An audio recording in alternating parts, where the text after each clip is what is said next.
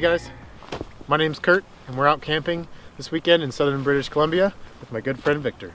So we decided to meet up to do a little bit of winter camping, and actually went to Chehalis Lake yesterday, but the snow got into a little bit of a uncomfortable level for us at night, light bars and all that, but it's like, you know, and my tires are bald, so we decided to get down to Harrison Lake and camp out here.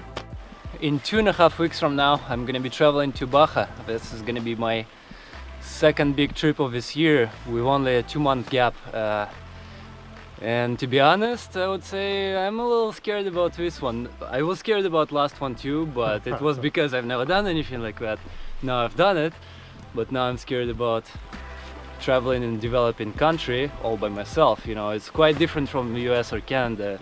I never felt whatsoever any discomfort like around people, just because, you know, you can speak your same language. It's US, Canada, no one really cares, everyone's got these trucks and whatever, it doesn't matter. Whereas in Mexico, you know, people have low income, they see shiny things, and some bad people might actually want to take it from you. I've been to Mexico about 9 times in the past, but it's always been hotel zones, hotels, hotel towns, tours from hotels, so a little bit of wild travel here and there, but generally, you know, you're kind of in a cocoon for tourists, whereas this is like countryside, it's Baja, not densely populated, cartels running in the north, so I'm sure nothing's gonna happen, and lots of overlanders keep telling me like, yeah, there are stories just like anywhere, but it should be fine. Well, I hope. So the trip is gonna be from December 17th to January 7th, 3 weeks, 2 days to the border and back, so 4 days really is just driving to the destination. And it's generally gonna be beach hopping. I have Baja 1000 2017 route plotted, and this is, it's not that I'm gonna do it fully, but potentially I may hop on some sections of it, maybe traversing from Sea of Cortez to Pacific Ocean, you know, connect places or some beaches through it. One of the changes, I got this winter sleeping bag. It's minus 15 Celsius rated, and this camping was great because I got to test it out. Absolutely amazing, super warm, awesome. So nothing else I'm changing here. I didn't have enough time, and I'm kind of okay with what I got for one person setup currently. Not to go any fancy, I like it. I've been in that for 36 days, and you know, there's few things of course I want to change. We all have our dreams and so on, but I can totally be in over several months in that and have no issues. One of the biggest things is tires update that I need to do. As you can see, this used to be recently my rear tires all the way from Utah, and I changed them right away to the frontals, and yeah, they're pretty much done. My frontal tires are almost bald. The back one is not too bad, and this is actually used to be my spare tire, so it's pretty much new tread here. And this is the one I got in Utah. So these are Nito Exo grapplers, and this is Ridge grappler. I just decided to check same brand but another tire, and supposedly these have better rating than Nito Exos. The tread level on these suckers is pretty much the same as Exo, but there's lots of space, lots more space in here than the Nito Exos. So I'm thinking these tires are probably gonna be a little louder, but probably a little better for mud and that kind of thing, right? Because of like bigger spacing. Also, these are 12.5 inch. Whereas Exo grapplers are 13.5. Visually, I don't really see a whole lot of difference, but I'm gonna be a little thinner now. So one issue we discovered yesterday, we built up a tarp, and I wanted to grab my unfoldable little chair so we could sit on the rain, drink some beers. A week after I came back from Utah, 3 of my fuel packs got stolen.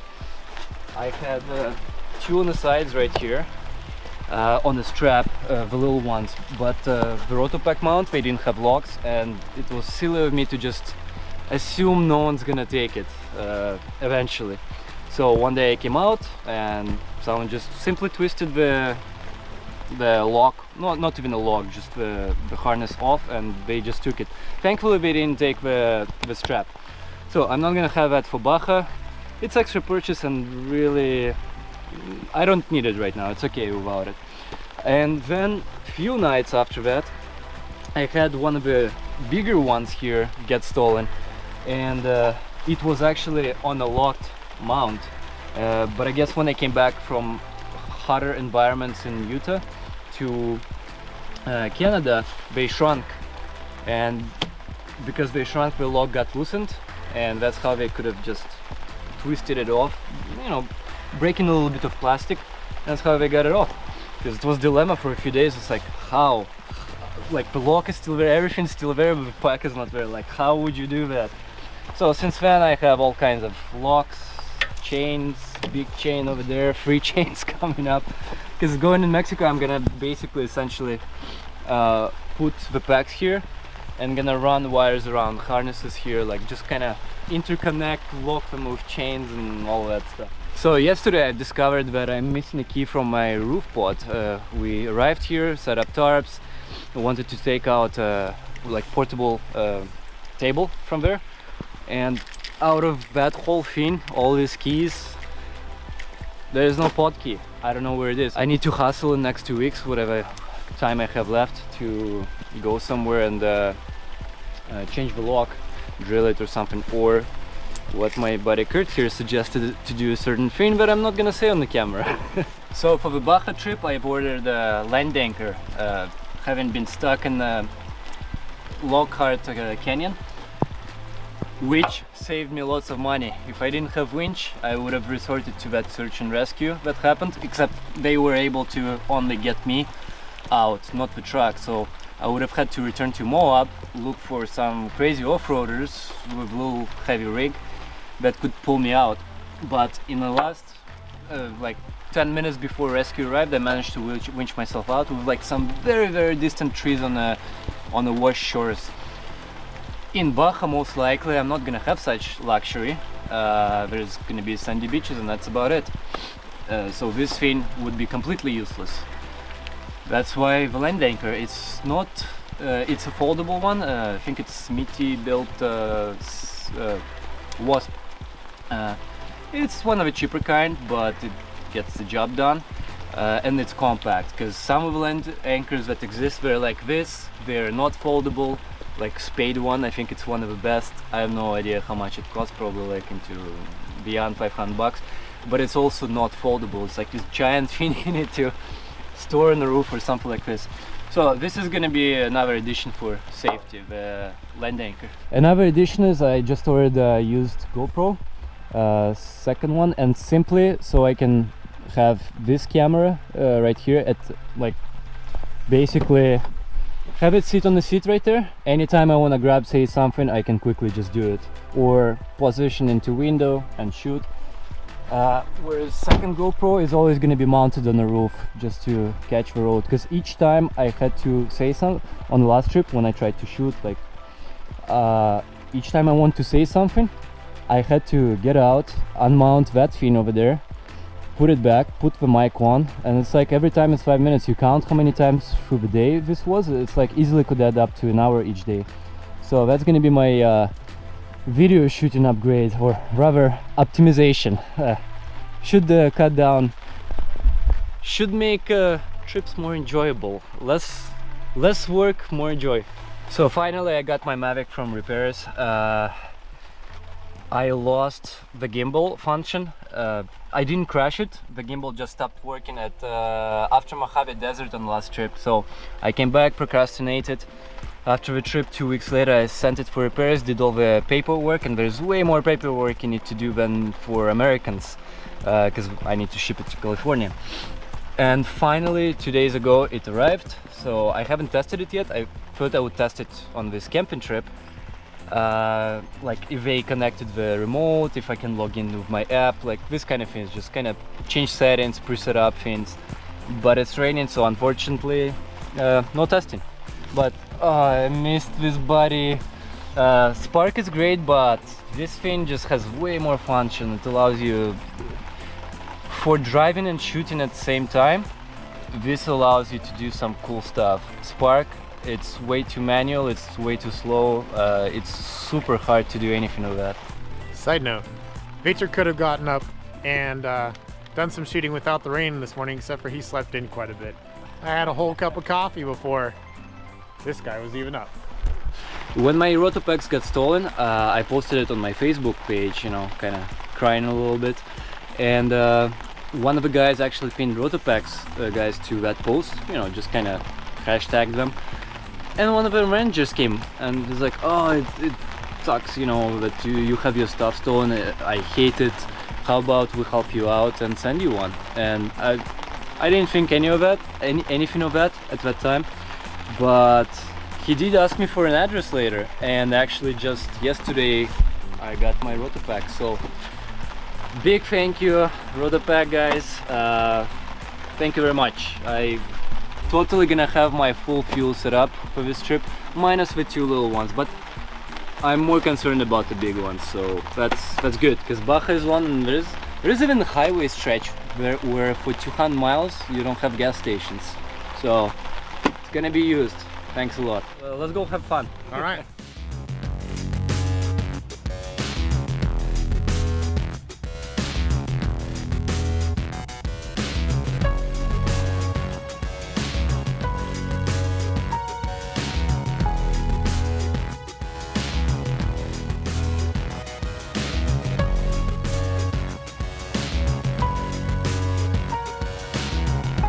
So now we turned off to Chihales Road, and it's getting quite snowy right away, but a lot of snow I can already see has melted since last night. We kind of turned around thinking, oh, if it's this much snow now and it was snowing, what's gonna be happening tomorrow, which is today, or day after? Like, would we be able to get out of there? But now it seems to be temperature warmed up, no snow yet, because here it wasn't snowing as much, but as we got deeper, it's like, oh, big chunk.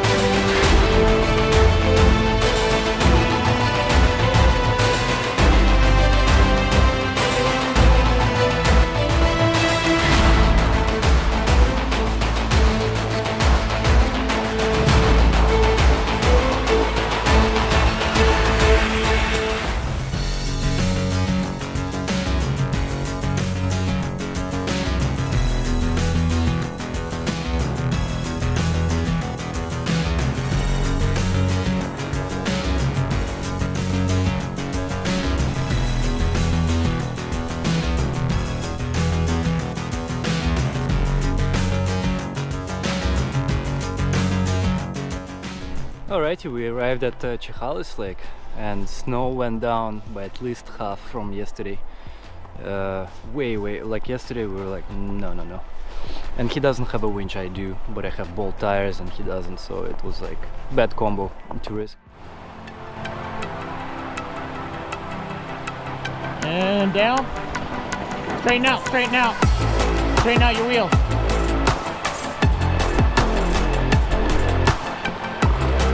Yep.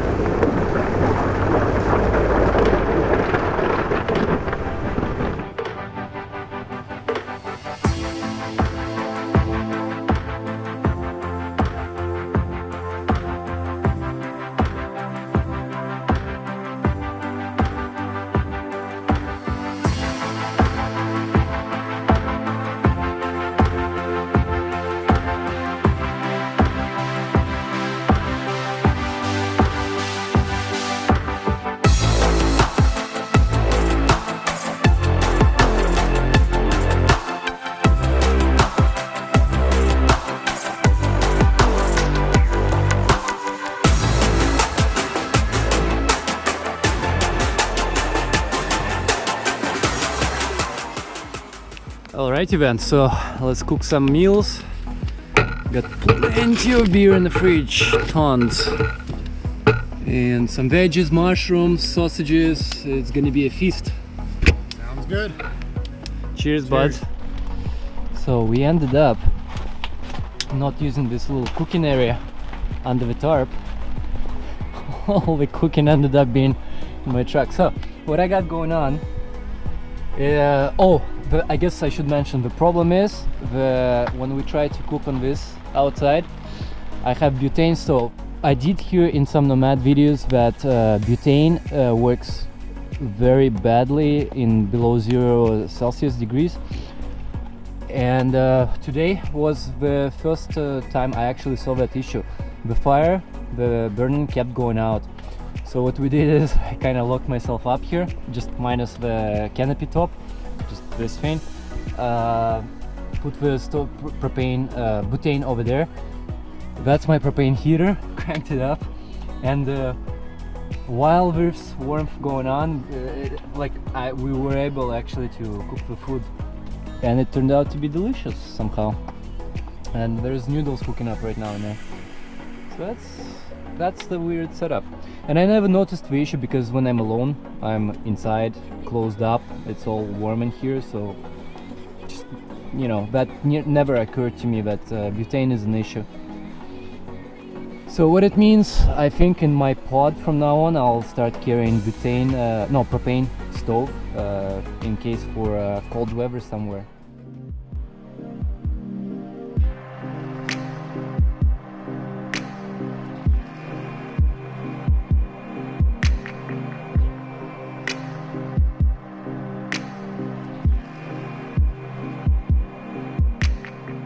Finally made it to Chehalis Lake last night. Really beautiful morning. We got clouds are kind of low, a little bit of fog, but they're clearing out. Should be clear here in a little while. One of the beautiful things that I think here is the snow level. You can look up the forest and you can see the snow level really crisp, and I think we'll get back into the snow level as we climb back out towards Harrison Lake and then head down south again. Just want to say thank you to Victor for having me up and camping, taking me out. It was really fun. It made some awesome food as well. Definitely check on that. Next time, I think I'd like to come here over the summer. Number one, it'll be a little warmer, but as well, I'd love to see the water and swim in the water over the summer. But definitely beautiful right now. Just wanted to do a quick little video of how I set up my truck. It's a little bit different than Victor's, but I started out on the bottom with a space blanket, protective on the bottom so it keeps all my stuff dry. Then I've got a foam pad, real thin. My truck is like this all the way up, so it's really uncomfortable. So I wanted to add a couple extra layers of padding, just like that. So I have my foam pad, then I have a blow-up pad, which I got for $5 at a garage sale, which was a score. So it leaks a little bit, but it's not too bad, and it keeps me through the night. Then I've got a foam mattress topper, and this is the cream of the crop. Keeps me nice and comfortable, protects me from the sides and definitely from the bottom, so I don't feel any of this ribbing from my truck bed. Then I've got my North Face Cat's Meow sleeping bag, which is a minus 20 degree sleeping bag. I've had this for a long time. And then just in my bed, this is a standard 3rd gen Dodge bed with a 6.5 feet, and being just under 6 foot, it fits me just fine. I usually have a pillow up there, and so this setup works really well just for me, just for one person, and it's nice and comfortable. So one of the things that I work with personally is personal preparedness, and one of that being is having an extra set of keys with you. We found that to be true with Victor's topper. He can't get into it because he can't find his key, so what we need to do is get another one. So I just wanted to say, when I go camping, I have, or out quite a bit, I have my main set of keys, which has my key fob on it, and a key for my truck, as well as the key for my canopy, for that lock. What I do is, when I go camping, I usually don't lock my canopy, so what I do is I keep my backpack in the back here, with my extra set of keys, which has a key for the truck doors and ignition, as well as a key for the canopy. So if I did happen to, say, lose these or misplace them, I would have no problem getting into my truck and being able to drive. The reason why I keep it in the back is because that's going to be unlocked most of the time, and so I'm not going to lock it in there because the keys are in there. So that just allows me 2 sets, as well as usually when I go out, I talk to my partner and let them know, or whoever I'm traveling with, saying, hey, if there's an issue, you know where the extra set of keys are. So either it's in the back or something like that. Hey guys, so this is my fuel canister. This is a 5-gallon fuel canister. I keep it back here all the time and full. This allows me for an extra 5 gallons. My tank currently holds 24 gallons. I'd love to go with a spare tank, which gets me another 10 or 20 gallons, as the Dodge V8 Hemi does go through fuel. I don't have any Rotopacks or other fuel modules. I got this as a present for my birthday this last year, and I just keep it kind of strapped in. It doesn't move around at all, but unless it's not strapped in. So that's how I keep extra fuel in my rig. One of the things that you'll see around my camp and my truck are these plastic boxes, HDX. These ones are 17 gallon. What I do is I keep 4 of these in my truck with preparedness items and general camping gear. So this one has clothing and shoes, and I just kind of have it labeled on the side, but I have ones for recovery gear, another one for food and water, and another one for camping supplies. Like, I keep my sleeping bag in there, as well as water purifier and stuff like that. I find that these are really easy to use. They are stackable, which is nice when you're putting them in a rig, or stack a couple on top of each other for a makeshift table, things like that.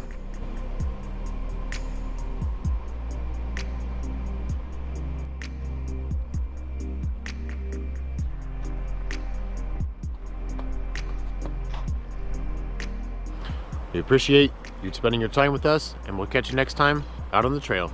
Gear into adventure, out. That was not good. Alright, so here's what I've learned about Baja, and maybe this information will be useful to you if you ever decide to go there. Primarily, the only 2 things you really need to go there, it doesn't matter what vehicle you have, even RV. All you need is FMM, that's tourist visa. I mean, for Canadians, I'm not sure about Americans, you don't need visa to go into Mexico, like not an official visa. But to cross border on a car, you do need to fill out that FMM visa thing. And if you type in Google FMM Mexican Baja FMM visa, you'll be directed, like, there's gonna be 1 or 2 first links that goes right to the Mexican site. It's in English. Actually, no, it's not in English, it's in Spanish, but you know, it's Latin language. You can kind of figure out where to press, where not to press. So you fill that out. It costs like 30 bucks. Easy process, you get approved pretty much right away. It's the same, actually, questionnaire paper you fill out when you are in a plane flying to Mexico, and at the end of a plane ride, you know, they ask you to fill out this customs thing. It's pretty much the same thing. And second thing you need is the car insurance. It's by law you're required in Mexico, just like in States and Canada. And I still yet to do it. Actually, I'll probably do it tonight. So for Mexican car insurance, well, really there's lots of choices, but one of the better recommended ones to me from different sources, like by the way, someone recommended to me BajaNomads.com, or maybe it's not .com, but if you type in Google Baja Nomads, it's basically an outlet for people traveling in cars to Baja who are frequent travelers, and they can give you advice, share stories, all that kind of stuff. So you can go there as a source to ask questions about Baja, or maybe cool locations if you haven't plotted that yet. And also, so from that side and another source, I forgot which, they recommend doing insurance through either Baja Bound, which is an actual car insurance company or like third party, and in there you have premium and platinum versions. I think I'll maybe go premium. Platinum is more expensive, but not by much. So according to my calculations, on through Baja bound, it's gonna 18 days insurance. Like my trip is more 18 days, but 4 days, like 2 on the way there and 2 back, is gonna be traveling in states. So 4 days is within states. My Canadian insurance is fine with that. So Baja is 18 days, and that's gonna cost approximately 500 Americans, so that means 700 Canadian for me, which is kind of pricey. But it's same thing in Canada. When you do it by day versus when you do it by month for like a year, you get obviously discounted price. So when I switch to see, oh, how much would that insurance be for the whole year, let's say if I was sticking around there, or for half a year, I think, it was like $100 difference really. So I'm just doing it by days. I'm kind of losing out money for sure. So to travel to Baja by car, there is really 4 primary things you need to do. Get FMM visa, you can do it online, get a stamp at the border. Get car insurance prior. Like you can still do it at the border, but obviously you don't want to be held up in the traffic and all that, in the wait, in the lineup. So do it prior, you're done. Then every document you have, make 3 copies. Every credit card, every passport, like every paperwork you have, and keep 1 copy in your bag, whatever. 1 copy hidden away somewhere in your vehicle, and 1 copy give it to relatives. Everything you got, whoever you trust, just in case. And actually, yeah, you may as well have 1 more copy of everything somewhere in the cloud, right? Why not? We live in the modern age, so may as well have a cloud copy. The 4th thing they advise is to bring as much cash as possible, pesos. Don't do American money, because at gas stations, at many places, with conversion you're going to be losing quite a bit, and it varies from place to place, and it's going to be confusing. Plus, at gas stations or those OXXO shops, when you stop to do a little bit of shopping on the way, it can be, they do advise not to, you know, lock your car when you get out, go to the shop, because and not get distracted by people. Let's say if someone strikes conversation, because that's how potentially while you're talking to a person, and now one can sneak in and steal something. So around those places you gotta kind of be sort of prepared, and part of that is always have pesos. It's easy, no conversions, whatever you see is what you pay. So get as much as possible, because unlike mainland Mexico, in Baja, not a whole lot of places take credit cards. Maybe in some bigger towns, hotels and bars, maybe they do take it, but generally they don't. Even some gas stations, and there is not too many of them, they don't take credit cards. So cash only, basically.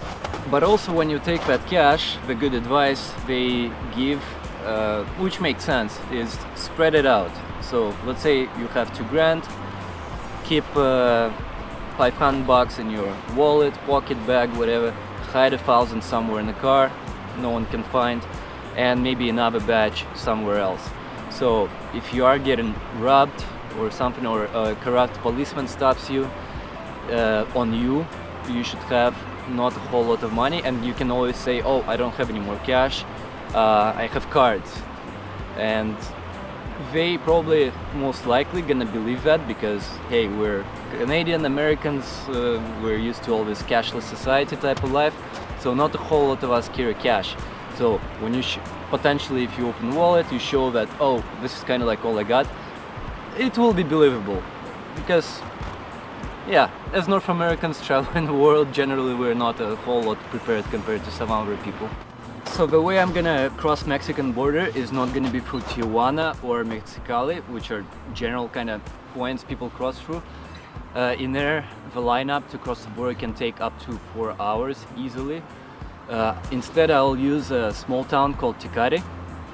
It's a little detour gonna be for me from I-5 going down from San Diego or whatever. But it's a small little town, easy crossing. In fact, some people say that sometimes you can cross without even the border patrol stopping you or being there. People have seen cases where you just drive through and there's no one. And that's how people get confused. They're like, oh, I can just continue down south to Baja because everyone says, oh, you can just go there, you don't even need any papers. And that actually used to be the case some years ago, that FMM visa thing you didn't need to do. So especially now they changed it for northern Baja as well. You didn't need FMM visa.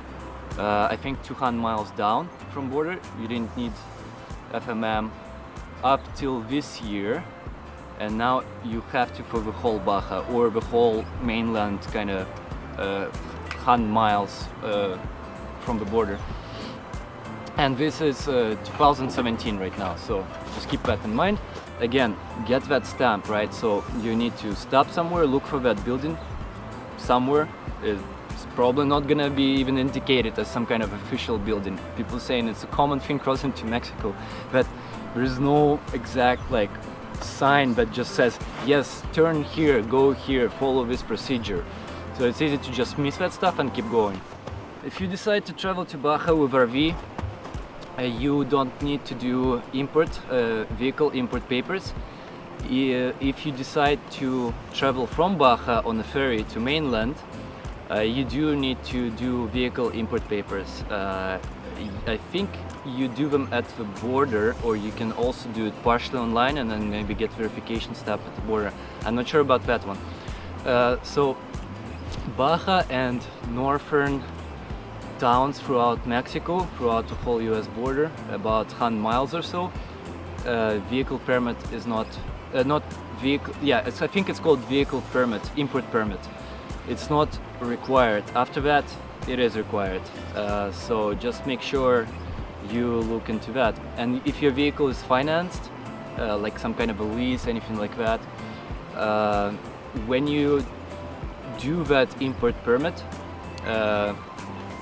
it's required that you provide another paper from your financial institution that says they allow you to go to Mexico. That's one of the things when you fill out insurance on the website. It says, yeah, if you have a leased vehicle, in order to avoid some issues later with your financial institution, you kind of need to go to them and declare that you're going and get that written permission, which is part of a requirement for the vehicle import if you're financing your stuff. All right, let's talk light bars. Usually people don't explain why there's a gazillion of light bars all these off-road rigs have. And I actually assume that half the time when I see 4 light bars all pointing in a straight direction on these rigs, I thought it was just for looks. That was my assumption, you know, to look cool, like, oh yeah, I'll throw all this stuff, and just like, it's like, but why you need all this stuff going straight? So we did a test going here on the first night to test his light bar, which is the double set up on the bottom here, and mine up top. And we're gonna explain the differences and where one type is more useful versus the other type is more useful. So what's your setup? So on my truck, which is a nice 3rd gen Dodge Ram, it's probably better than the 4th gen, but that's okay. I've got 2 38-inch light bars. Both have the floods on the sides, and then the middles are spot beams. I've got the bottom one set up that faces the ground more, directly in front of the vehicle. Then the top one faces farther out and then up. I found that gives me a lot more spread this way when I'm driving. When we were coming in, on the first night, it was snowing and raining pretty hard. And what I found was that I utilized the bottom one better that was pointed down low, more like a traditional fog light setup. What that allowed us was it didn't throw a whole bunch of light up, which reflected off of the snowflakes and the rain. That was really good for us on the way in. So it is nice to have 2 pointed at different directions. So I've also got 2 spotlights up on the top of my hood. These are really great for reaching way out, but when we were coming in, it really lit up the snow and rain, just like the top light bar did as well on the way in. So I didn't use these on the way in until it stopped raining and snowing, and then it was great for reaching out and lightening everything up. So I thought this is absolutely awesome, but he just called out exact issues I wanted to call out. So yesterday in the snow at some point I actually turned it off. It was reflecting because also I got white hood and the light bar disperses. I get reflection coming from here a lot, like the light bounce. It's bearable, it's okay, but it's the snow and rain too. I noticed in some scenarios. When it's super dense, when it's light, it's fine. When it's super dense, it's better even without it. And then I remembered on that 36 Overland trip, 36 day, in some desert I was trailing, there's lots of bugs at night, like huge clouds. And I remember noticing that I didn't like light bar at that time. It was bouncing off all those bugs and actually blinding me. However, this setup would be one scenario, I guess, at this point, from experience, would be better if you're driving on a very thin trail, kind of one way, and you have lots of bushes on the side, like bushes that are above this light bar level or fog lights, let's say up to here, all this foliage everywhere. With that bottom setup, it's not really helping you, especially if there is constant turns. Whereas with that, it just kind of covers everything, so you can see further whatever is going on up ahead. So what I will do is, based on what I saw from him, and actually his setup, maybe light bars are a little bit more powerful, or maybe because it's double, right, and they're spread, but the distance it covered was greater than my stuff. So what I'm gonna do later, it's not a priority, but I'll install one here, and I think this is gonna become my main off-road light bar. And for those exact one kind of unique scenario where it's super tight, you need to see far from obstacles, that is going to be that thing. So thank you, Kurt, for exposing me to the truth.